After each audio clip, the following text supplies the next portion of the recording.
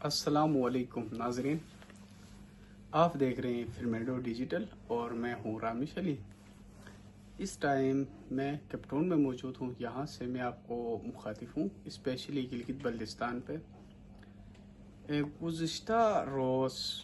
ایک ہمارا field marshal Asim Munir صاحب کی ایک بیان پہ عوام بڑی غم و غصے کا وہ کر رہی تھی، جمع غفیر کر رہی تھی۔ تو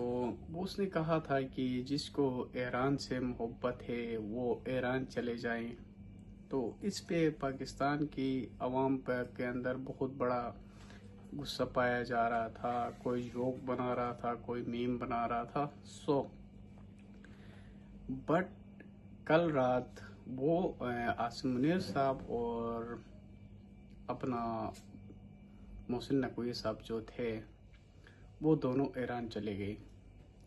اور ایران میں جا کر ایسے ملے جیسے کہ وہ اپنے کنٹری کے کسی وزیر سے یا پرائم منسٹر سے مل رہے ہیں۔ حالانکہ جو ٹائم ہوتی ہے، جو جنگ کی ٹائم ہوتی ہے، اس کے دوران اگر کوئی اور کنٹری کسی اور کنٹری کا اگر بندہ جو ہوتا ہے جنگ کے دوران کسی اور ملک میں جا کے سٹے کرتا ہے تو دوسری کنٹری کا یہی ٹارگیٹ ہوتا ہے۔ لیکن اس کا ایک واضح پیغام اس نے دیا ہے پوری پاکستانی عوام کو، کہ اس نے کہا ہے کہ میں ابھی بھی سٹینڈ ہوں ایران کے ساتھ۔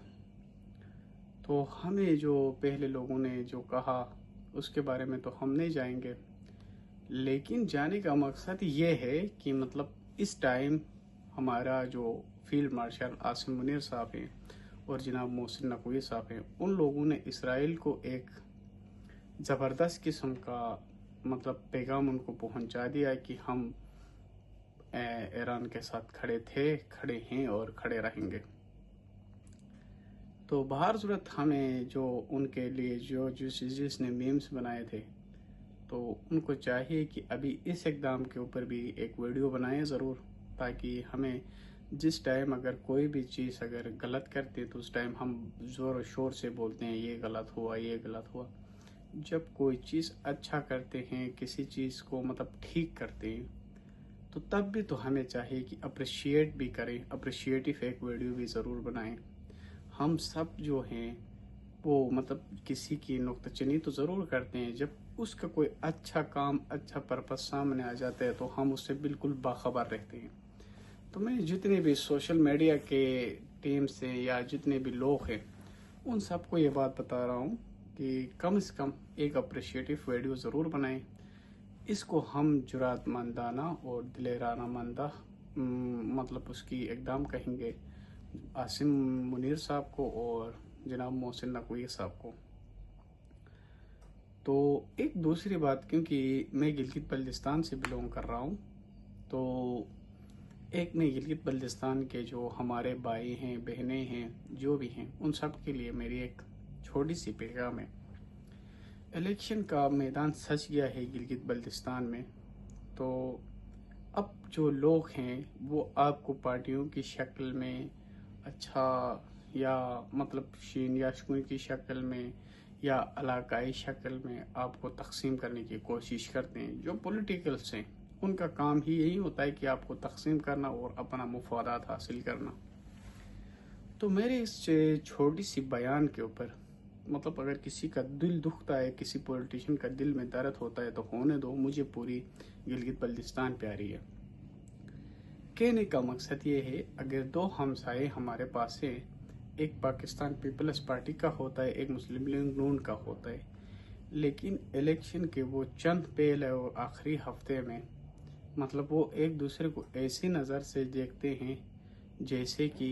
وہ ایک دوسرے کو کبھی ملے بھی نہیں تھے، کبھی ایک دوسرے کو دیکھا تک نہیں تھے۔ وہ ایک دوسرے کے اندر ایک اختلاف پائی جاتی ہے، دشمنیاں آ جاتی ہیں۔ بالکل بھی ہمیں ہرگز بھی ایسا نہیں کرنا چاہیے۔ کیونکہ جب الیکشن کا وہ جو پول ڈے ہوتا ہے، جب وہ ختم ہوتا ہے تو اس کے بعد ایک نہیں جیتنا ہوتا ہے، یا پاکستان پیپل پارٹی والے جیتے گا، یا JUIF والے جیتے گا، یا مسلم لیگ نون والے جیتے گا ضرور،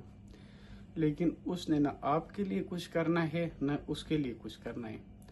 تو جب آپ دو ہمسائے ہیں، ایک دوسرے کے غم کے ٹائم میں، اچھے ٹائم میں آپ دونوں ایک دوسرے کے کام آ جاتے ہو، ایک دوسرے کے لیے کھڑے ہو جاتے ہو،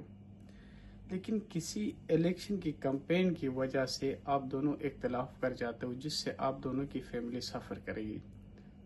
قرآن میں یہ چیز باقاعدہ واضح کیا گیا ہے کہ دنیا میں اگر کسی چیز کا